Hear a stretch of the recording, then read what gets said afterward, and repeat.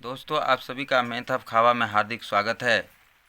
आज हम क्लास 10 विज्ञान का वस्तुनिष्ठ प्रश्न जो बिहार बोर्ड 2022 में पूछे जाने वाले इम्पोर्टेंट क्वेश्चन को मैं लिया हूं, जिसमें प्रश्नों की संख्या 50 है और यह प्रश्न जो है बिना ऑप्शन का है। इसमें कोई ऑप्शन दिया हुआ नहीं है।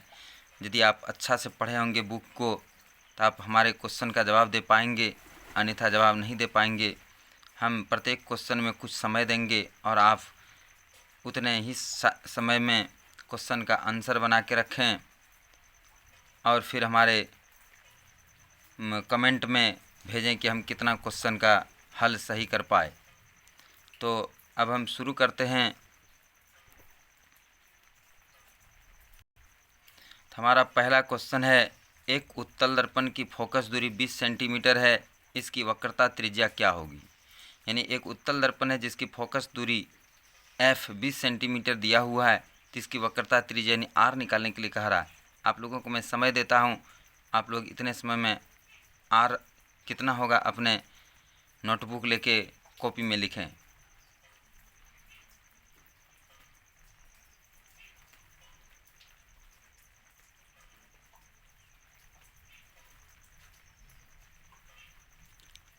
इसका समय सही आंसर होगा 40 सेंटीमीटर। वक्रता त्रिज्या फोकस दूरी की दुगुनी होती है तो 40 सेंटीमीटर होगा। अब नंबर 2 है, किस लेंस की फोकस दूरी धनात्मक होती है। क्वेश्चन है, किस लेंस की फोकस दूरी धनात्मक होती है। यदि आप लेंस पढ़े होंगे तो आपको पता होगा किस लेंस की फोकस दूरी धनात्मक होती है।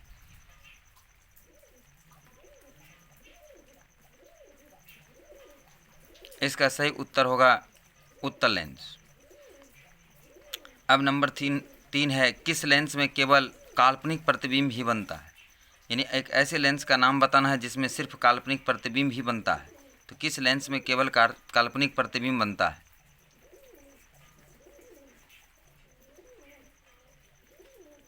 क्वेश्चन नंबर 3 का सही जवाब होगा अवतल लेंस।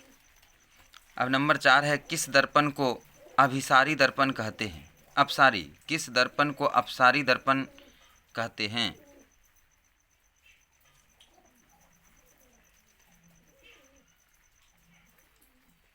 इसका सही जवाब होगा उत्तल दर्पण। उत्तल दर्पण को अपसारी दर्पण कहते हैं। अब नंबर 5 है, किस लेंस को अपसारी लेंस कहते हैं। अब लेंस में है अपसारी दर्पण, उत्तल दर्पण को अपसारी दर्पण कहते हैं। अब ये लेंस है कि किस लेंस को अपसारी लेंस कहते हैं। नंबर 5,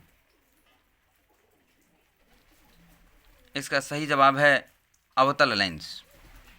अब नंबर 6 है, कांच में प्रकाश का वेग कितना होता है।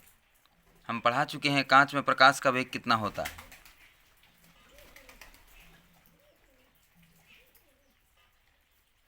इसका सही जवाब होगा 2 गुना 10⁻8 मीटर प्रति सेकेंड।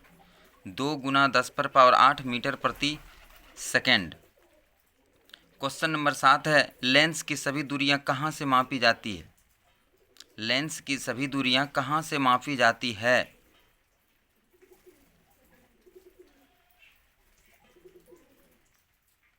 इसका सही उत्तर होगा प्रकाशीय केंद्र। लेंस की सभी दूरियां प्रकाशीय केंद्र से मापी जाती है। नंबर 8 है, यदि प्रतिबिंब ऊंचाई h2 एवं वस्तु ऊंचाई h1 हो तो आवर्धन m होगा। यानी आवर्धन का सूत्र जो आप पढ़ा है वही सूत्र यहाँ पर सूत्र ही लिखना है। आवर्धन m बराबर क्या होता है, यदि प्रतिबिंब ऊंचाई h2 हो और वस्तु की ऊंचाई h1 हो। इसका सही आंसर होगा m बराबर h2 बटा h1, प्रतिबिंब ऊंचाई बटे वस्तु ऊंचाई। अब है नंबर 9, संयुग्मी फोकस संभव है केवल। यानी क्वेश्चन है कि संयुग्मी फोकस जो है संभव है किस दर्पण में संभव है, ये पूछा जा रहा है कि संयुग्मी फोकस किस दर्पण में संभव है। तो यहाँ लिखाएगा कि केवल जो दर्पण है उसका आप नाम लिखेंगे।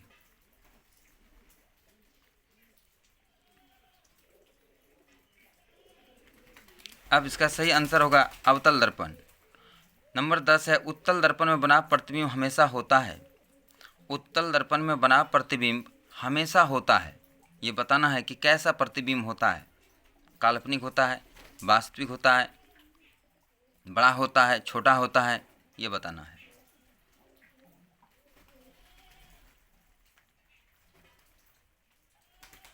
इसका सही जवाब है उत्तल दर्पण में बना प्रतिबिंब काल्पनिक और हरासित यानी छोटा, यानी काल्पनिक होता है उत्तल दर्पण का प्रतिबिंब और हरासित यानी वस्तु से छोटा होता है।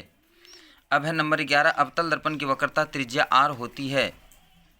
ये बताना है कि अवतल दर्पण की वक्रता त्रिज्या r जो होता है वो धनात्मक होता है या ऋणात्मक होता है, ये बताना है।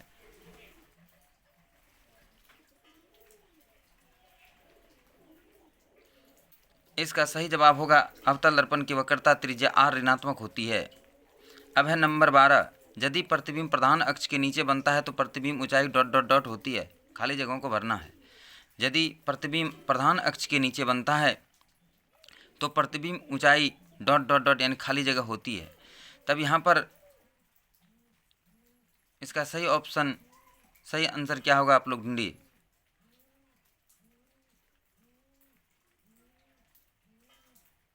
इसका सही उत्तर होगा यदि प्रतिबिंब प्रधान अक्ष के नीचे बनता है तो हम पढ़ा चुके हैं कि मूल बिंदु से जो भी नीचे होता है वो ऋणात्मक होता है, इसलिए यहाँ पर प्रधान अक्ष के नीचे बन रहा है। तो जब प्रधान अक्ष के नीचे प्रतिबिंब बनता है तो प्रतिबिंब की ऊंचाई जो है वो ऋणात्मक होती है। यदि प्रधान अक्ष के ऊपर बनता है तो धनात्मक होती है। क्वेश्चन नंबर 13 क्या कहता है, दर्पण की सभी दूरियां कहाँ से मापी जाती है। अभी हम थोड़ी देर पहले बताए हैं कि लेंस की सभी दूरियां कहाँ से मापी जाती है, तो यहाँ पर है दर्पण की सभी दूरियां, यानी दर्पण की सभी दूरियां कहाँ से मापी जाती है।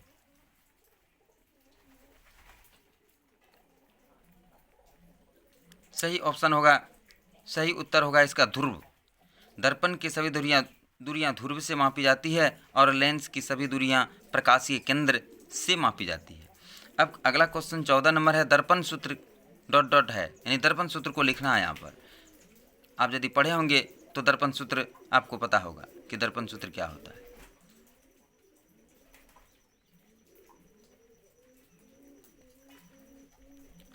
दर्पण सूत्र होता है, इसका सही आंसर होगा 1/v + 1/u = 1/f।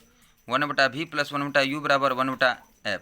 अब क्वेश्चन नंबर 15 है, ENT चिकित्सक यानी ENT डॉक्टर आई नोज थ्रोट, पढ़ा चुके हैं, आई नोज थ्रोट ईयर चिकित्सक किस दर्पण का उपयोग रोगी की जांच में करते हैं। यानी रोगी को जब आँख, नाक, कान, गला में कोई बीमारी हो जाता है तो उसे जांच करने के लिए चिकित्सक जो है किस दर्पण का उपयोग करते हैं। इसका सही आंसर ढूंढिए।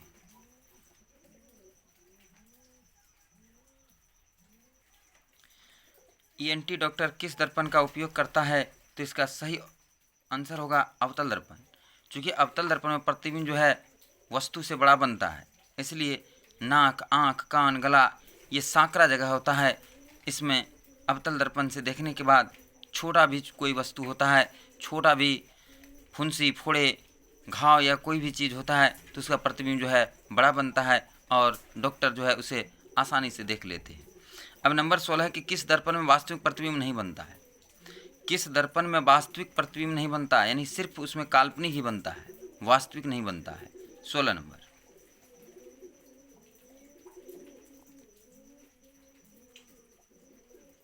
इसका सही जवाब होगा समतल दर्पण और उत्तल दर्पण। समतल में भी काल्पनिक प्रतिबिंब बनता है और उत्तल में भी काल्पनिक प्रतिबिंब बनता है, इसलिए दोनों ऑप्शन होगा, दोनों आंसर होगा। यदि किसी में ऑप्शन सिर्फ समतल रहेगा तो केवल समतल ही देना है, केवल उत्तल रहेगा तो केवल उत्तल, यदि दोनों दिया है तो समतल और उत्तल दोनों होगा। अब है नंबर 17, प्रकाश की किरणें गमन करती है। नंबर 17, प्रकाश की किरणें गमन करती है। इसका सही आंसर होगा सीधी रेखा में, सरल रेखा में। प्रकाश की किरणें सरल रेखा में गमन करती है। अब नंबर है 18, सर्च लाइट का परावर्तक सतह।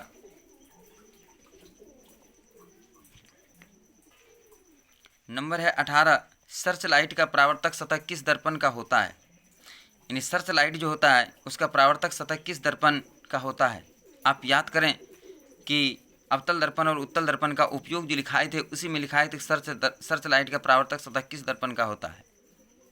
किस दर्पण का उपयोग सर्च लाइट के परावर्तक सतह में किया जाता है। Question number 18।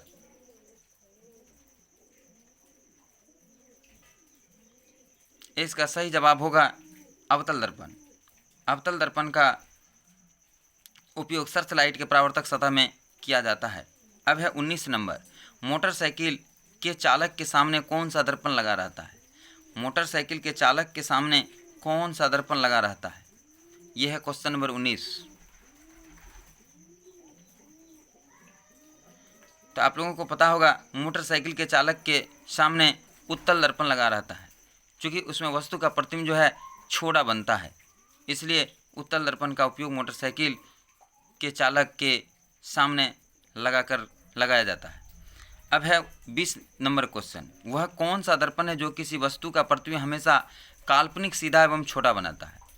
20 नंबर क्वेश्चन कहता है कि वह कौन सा दर्पण है जो किसी वस्तु का प्रतिबिंब हमेशा काल्पनिक, सीधा एवं छोटा बनाता है?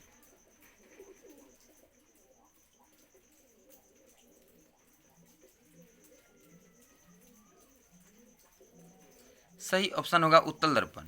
यहाँ पर जब काल्पनिक की बात हो रही है और सीधा और छोटा, यहाँ पर हमें दो चीज़ पकड़ना है, काल्पनिक और छोटा। क्योंकि काल्पनिक प्रतिबिंब दो दर्पण में बनता है, समतल में भी बनता है और उत्तल में भी बनता है, लेकिन छोटा समतल दर्पण में प्रतिबिंब जो है वस्तु के बराबर बनता है, लेकिन यहाँ पर वस्तु से छोटा लिखा हुआ है, तो इसीलिए यहाँ पर कौन सा दर्पण होगा? तो उत्तल दर्पण होगा। इसलिए 20 नंबर का आंसर, सही आंसर होगा उत्तल दर्पण।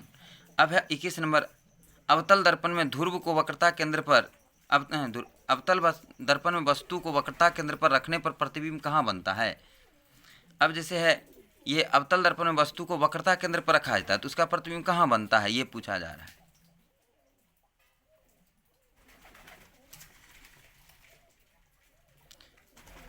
दोस्तों इसका सही आंसर होगा वक्रता केंद्र। जब अवतल दर्पण में वस्तु को वक्रता केंद्र पर रखा जाता है तो उसका प्रतिबिंब वक्रता केंद्र पर ही बनता है। जहाँ पर हम पढ़ाए होंगे कि अवतल दर्पण और उत्तल दर्पण में प्रतिबिंब को रखने पर किसका प्रतिबिंब कहाँ पर बनता है और कैसा बनता है। अब नंबर है 22।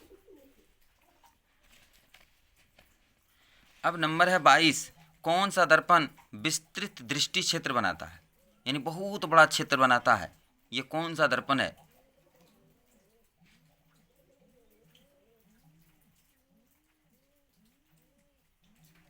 दोस्तों इसका उत्तर होगा उत्तल दर्पण। इसका उत्तर होगा उत्तल दर्पण। उत्तल दर्पण जो है बहुत बड़ा विस्तृत क्षेत्र बनाता है। अब 23 नंबर क्वेश्चन है, सोलर कुकर में किस दर्पण का उपयोग किया जाता है? अब आप अवतल और उत्तल दोनों दर्पण के उपयोग को याद करें। उसमें सोलर कुकर में किस दर्पण का उपयोग किया जाता है मैंने लिखा दिया है।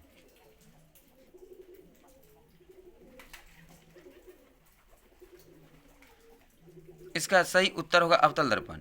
अवतल दर्पण का उपयोग सोलर कुकर में किया जाता है। अब है 24 नंबर क्वेश्चन।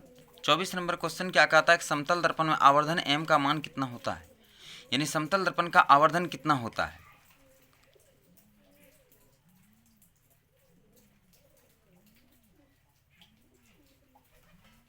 दोस्तों इसका सही आंसर होगा 1, 1 के बराबर होता है, क्योंकि समतल दर्पण में वस्तु का प्रतिबिंब वस्तु के आकार के बराबर बनता है, इसीलिए आवर्धन का मान जो है 1 होगा। अब है हमारा दूसरा क्वेश्चन 25 नंबर, लेंस की मुख्य फोकस की संख्या कितनी होती है? लेंस में मुख्य फोकस की संख्या आपको पता होंगे कि लेंस जो है 2 पृष्ठों से बना होता है, यानी दोनों तरफ से लेंस होता है, 2 पृष्ठ होते हैं तो अलग अलग लेंस होता है। तो जब 2 लेंस होता है तो मुख्य फोकस की संख्या कितनी होगी?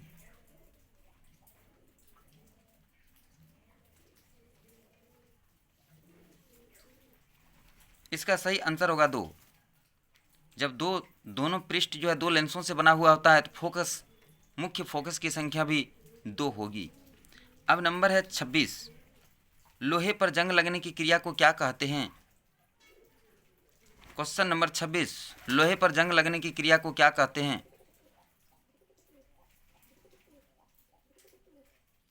इसका सही जवाब होगा संक्षारण। लोहे पर जंग लगने की क्रिया को संक्षारण कहते हैं। अब है नंबर 27, चिप्स की थैली में उपचयन रोकने के लिए कौन सी गैस भरी होती है? चिप्स की थैली में उपचयन को रोकने के लिए कौन सी गैस भरी होती है? ये क्वेश्चन है कि चिप्स की थैली में उपचयन को रोकने के लिए, यानी उसको खराब होने से बचने के लिए कौन सी गैस भरी जाती है?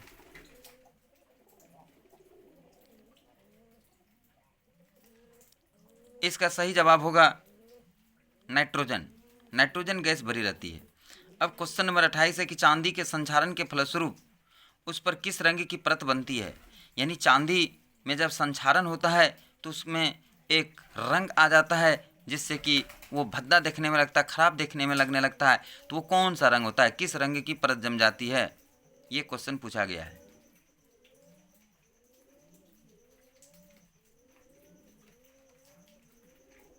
इसका सही जवाब होगा काला रंग, यानी काले रंग की परत जम जाती है। अब हमारा क्वेश्चन नंबर है 29। हमारा 29 नंबर क्वेश्चन क्या कहता है, शरीर में भोजन का पचना, यानी हम लोग जो भोजन करते हैं तो वो किस अभिक्रिया द्वारा पचता है, ये पूछा गया है। शरीर में भोजन का पचना किस प्रकार की अभिक्रिया है, यानी कि मनुष्य के शरीर में भोजन का जो पाचन होता है वो किस अभिक्रिया के फलस्वरूप होता है।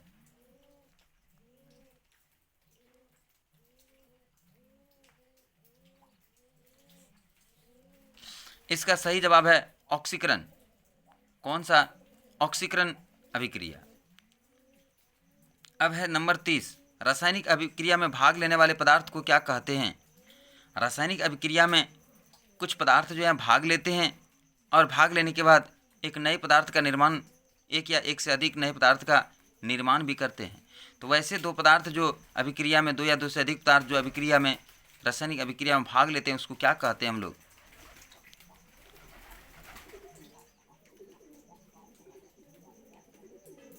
इसका सही जवाब होगा अभिकारक। इसका सही जवाब होगा अभिकारक। अब नंबर है 31, दूध से दही का बनना कैसा परिवर्तन है। दूध से दही का बनना, यानी दूध से जब दही बन जाता है तो वो परिवर्तन हो जाता है। पहले था दूध ठोस तरल पदार्थ, जब दही बनता है तो उसे ठोस पदार्थ माना जाता है। तो दूध से दही का बनना कैसा परिवर्तन है, कौन सा परिवर्तन इसको बोला जाता है।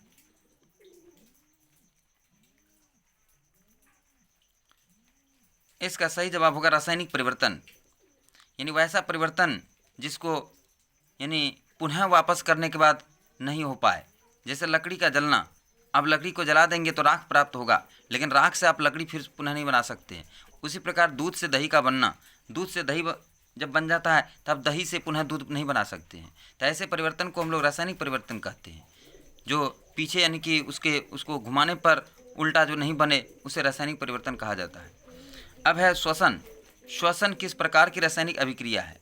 श्वसन, हम लोग जो श्वसन सांस जो लेते हैं हम लोग, तो वो कौन सी रासायनिक अभिक्रिया है।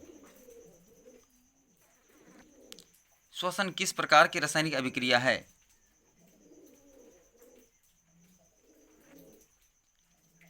इसका सही जवाब होगा ऊष्माक्षेपी।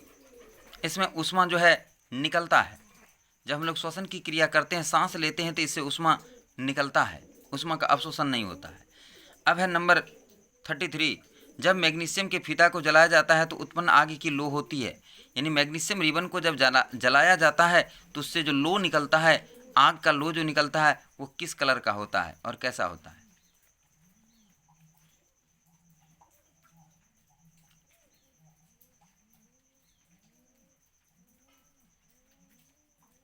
इसका सही जवाब होगा चमकीला उजला, यानी उसमें चमकीला होता है और रंग उसका उजला होता है। अब क्वेश्चन नंबर 34 है, बुझा हुआ चूना का रासायनिक सूत्र क्या होता है। बुझा हुआ चूना का रासायनिक सूत्र क्या होता है।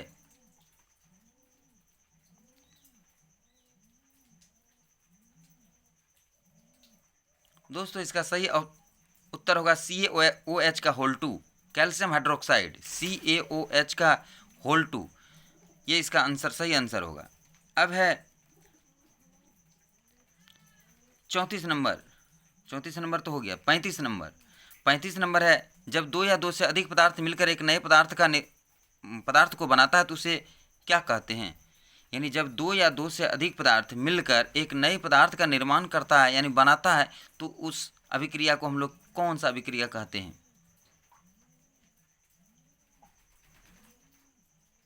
इसका सही जवाब होगा संयोजन अभिक्रिया। जब दो या दो से अधिक पदार्थ मिलकर एक नए पदार्थ का निर्माण करते हैं तो उसे संयोजन अभिक्रिया कहते हैं।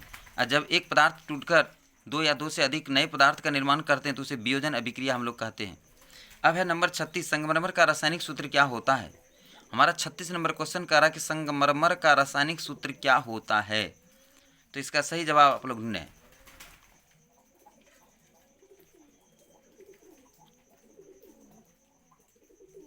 दोस्तों इसका आंसर CaCO3 होगा। CaCO3 कैल्शियम कार्बोनेट इसको कहा जाता है। CaCO3 संगमरमर का रासायनिक सूत्र होता है। किस रासायनिक अभिक्रिया में ऊष्मा का अवशोषण होता है? किस रासायनिक अभिक्रिया में ऊष्मा का अवशोषण होता है? Question number 37।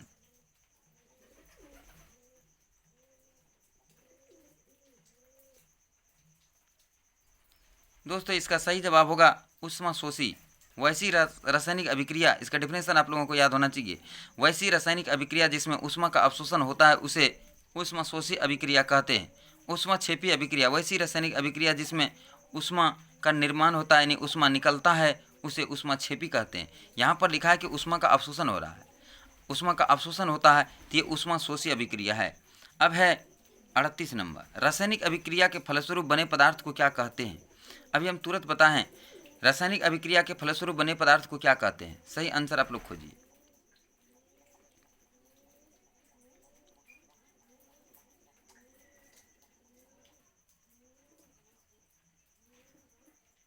इसका सही आंसर होगा उत्पाद। रासायनिक अभिक्रिया में भाग लेने वाले पदार्थ को अभिकारक कहते हैं और रासायनिक अभिक्रिया में अभिक्रिया के फलस्वरूप जब नया पदार्थ बनता है तो उसको हम लोग उत्पाद कहते हैं। तो इसका सही आंसर होगा उत्पाद, यानी रासायनिक अभिक्रिया के फलस्वरूप बने पदार्थों को उत्पाद कहते हैं। अब है 39 क्वेश्चन, पत्तियों में गैसों का आदान प्रदान कहाँ होता है? पत्तियों में गैसों का आदान प्रदान यानी पत्ती जो है गैस को लेता है और गैस को छोड़ता भी है, तो ये किसके माध्यम से करता है? पत्तियों में गैसों का आदान प्रदान कहाँ होता है?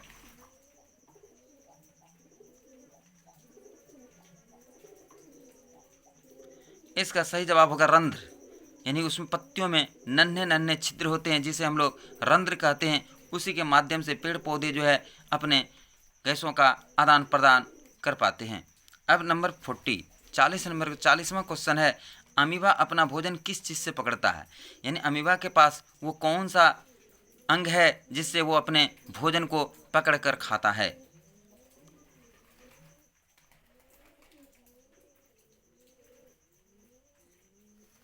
दोस्तों इसका सही आंसर होगा कुटपाद। कुटपाद द्वारा अमीबा जो है अपना भोजन पकड़ता है और खाता है। अब नंबर 41 मूल रोम पाए जाते हैं। क्वेश्चन नंबर 41 कहता है कि मूल रोम पाए जाते हैं, ये कहाँ पाए जाते हैं ये बताना है आपको।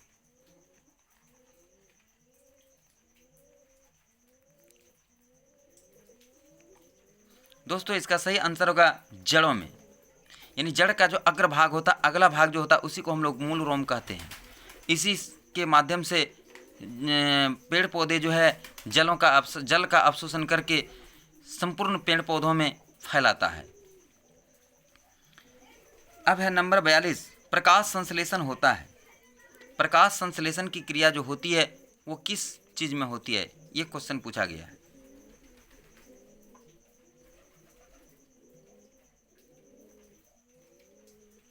इसका सही जवाब होगा हरे पेड़ पौधों में। सिर्फ आप पेड़ पौधे नहीं बोल सकते, हरे पेड़ पौधे, क्योंकि कुछ ऐसे भी पौधे होते हैं जो हरे रंग के नहीं होते हैं और जो पौधे हरे रंग के नहीं होते उसमें प्रकाश संश्लेषण की क्रिया नहीं होती है। जैसे उदाहरण में एक बता रहा हूँ, अमरबेल, उनका रंग पीला होता है और उसमें प्रकाश संश्लेषण की क्रिया नहीं होती है, जिसके कारण वह दूसरे वृक्षों पर लटके हुए रहते हैं और दूसरे वृक्षों के पेड़ पौधों के बनाए हुए भोजन को अवशोषित करके अपना वो भोजन करते हैं। इसलिए प्रकाश संश्लेषण होता है हरे पेड़ पौधों में। अब नंबर 43 है, आहार नाल का सबसे लंबा भाग क्या होता है? जैसे मनुष्य आहार नाल का सबसे लंबा भाग क्या होता है, यहाँ पर मनुष्य होगा। मनुष्य आहार नाल का सबसे लंबा भाग,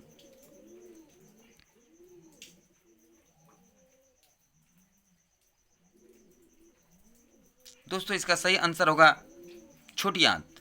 मनुष्य आहार नाल का सबसे बड़ा भाग छोटी आंत होता है। अब अगला क्वेश्चन है 44, मानव हृदय में कितने कोष्ठक होते हैं? यानी क्वेश्चन कहा गया है कि मानव का हृदय जो बना होता है उसमें कितने चैम्बर्स होते हैं, कितने कोष्ठ होते हैं?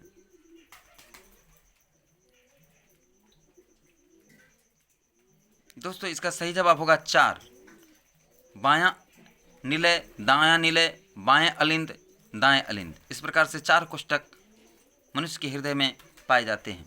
अब अगला क्वेश्चन है लेंस सूत्र क्या है। लेंस का सूत्र आपको बताना है कि लेंस सूत्र क्या है, कैसे आप लेंस सूत्र को प्रूव किए हैं, कैसे लिखे।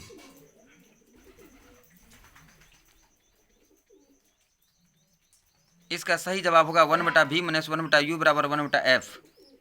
1/v माइनस 1/u बराबर 1/f। अब है नंबर 46, निर्वात में प्रकाश की चाल होती है। निर्वात में प्रकाश की चाल होती है।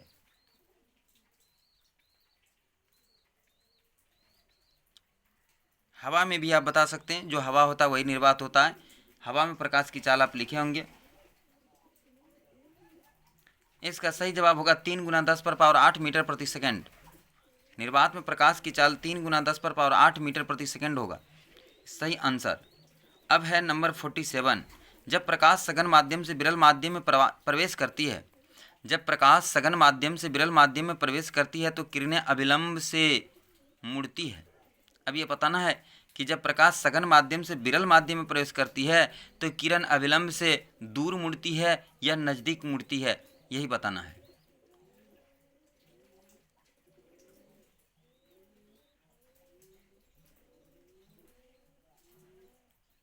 दोस्तों इसका सही जवाब होगा दूर चली जाती है। जब प्रकाश की किरणें सघन माध्यम से विरल माध्यम में, मान लिया जब प्रकाश की किरण पानी से हवा में, कांच से हवा में जाती है तो वो अविलंब से दूर मुड़ जाती है। तो इसका सही ऑप्शन होगा दूर चली जाती है, अविलंब से दूर चली जाती है।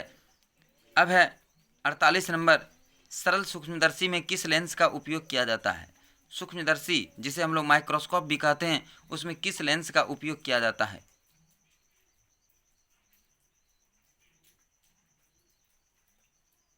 इसका सही जवाब होगा उत्तल लेंस। उत्तल लेंस का उपयोग किया जाता है सरल सूक्ष्मदर्शी में। अब 49 क्वेश्चन है, 49वां नंबर क्वेश्चन है, प्रकाश की किरण जब विरल माध्यम से सघन माध्यम में जाती है तो अविलंब से ... मुड़ जाती है। यानी क्वेश्चन कह रहा है जस्ट उसका उल्टा अभी तुरंत बताएं कि प्रकाश जब सघन माध्यम से विरल माध्यम में जाती है, इसमें है कि जब प्रकाश की किरण विरल माध्यम से सघन माध्यम में जाती है तो अविलंब से ... मुड़ जाती है। अविलंब से दूर मुड़ती है या अविलंब के नज़दीक मुड़ती है, ये बताना है। दोस्तों इसका सही जवाब होगा अविलंब के तरफ मुड़ जाती है, यानी अविलंब के नज़दीक चली जाती है। अब 50वां क्वेश्चन अंतिम और 50वां क्वेश्चन है कि आपतन कोण एवं परावर्तन कोण होते हैं। आप लोग पढ़े होंगे इसको।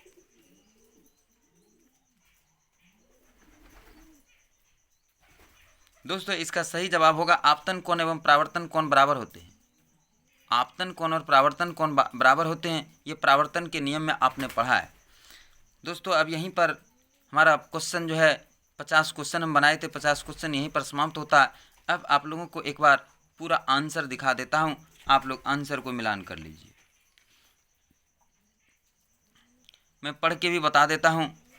नंबर 1 है 40 सेंटीमीटर, नंबर 2 है उत्तल लेंस, नंबर 3 है अवतल लेंस, नंबर 4 है उत्तल दर्पण, नंबर 5 है अवतल लेंस, नंबर 6 है 2 × 10⁸ मीटर प्रति सेकंड, नंबर 7 है प्रकाशीय केंद्र, नंबर 8 है m = h2/h1, नंबर 9 अवतल दर्पण, नंबर 10 काल्पनिक और हरासित, नंबर 11 ऋणात्मक, नंबर 12 ऋणात्मक, नंबर 13 ध्रुव पीछे, नंबर 14 1/v + 1/u बराबर 1/f, नंबर 15 पर अवतल दर्पण, नंबर 16 समतल और उत्तल दर्पण, नंबर 17 सीधी रेखा में, नंबर 18 अवतल दर्पण, नंबर 19 उत्तल दर्पण, नंबर 20 उत्तल दर्पण, नंबर 21 वक्रता केंद्र पर, नंबर 22 उत्तल दर्पण, नंबर 23 अवतल दर्पण, नंबर 24 1 के बराबर, नंबर 25 2। अब फिर देखते हैं 26 नंबर में संचारण, 27 का आंसर होगा नाइट्रोजन, 28 का आंसर होगा काली, 29 में ऑक्सीकरण, 30 में अभिकारक होगा, यहाँ अभिकरण नहीं अभिकारक, 31 नंबर रासायनिक, नंबर 32 ऊष्माक्षेपी, नंबर 33 चमकीला उजला, नंबर 34 CaOH का होल्टू, नंबर 35 संयोजन अभिक्रिया, number 36 CaCO3 calcium carbonate, number 37 ऊष्मा शोषी, नंबर 38 उत्पाद, नंबर 39 रंध्र, नंबर 40 कुटपाद द्वारा, नंबर 41 जड़ में, 42 हरे पेड़ पौधों में, 43 छोटी आंत, 44 4, 45 1/v - 1/u बराबर 1/f, 46 3 × 10⁸ मीटर प्रति सेकंड, 47 दूर चली जाती है, 48 उत्तल लेंस, 49 यानी अभिलंब की तरफ, 50 बराबर।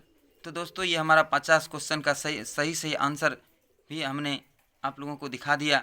यदि आप लोगों को सुनने में मिस हुआ होगा तो यहाँ से आप मिलान कर लें और हमको कमेंट में बताएं कि हम कितना नंबर हम प्राप्त कर रहे हैं। ये बिना ऑप्शन का ऑब्जेक्टिव है। यदि आप पढ़े होंगे पूरी किताब को, हमारे लिखाए गए सारे स्टार, हम जो ऑब्जेक्टिव सारे स्टार में लिखाते हैं, तो आप आसानी से इसे बना पाए होंगे, अन्यथा आपको परेशानी हुई होगी।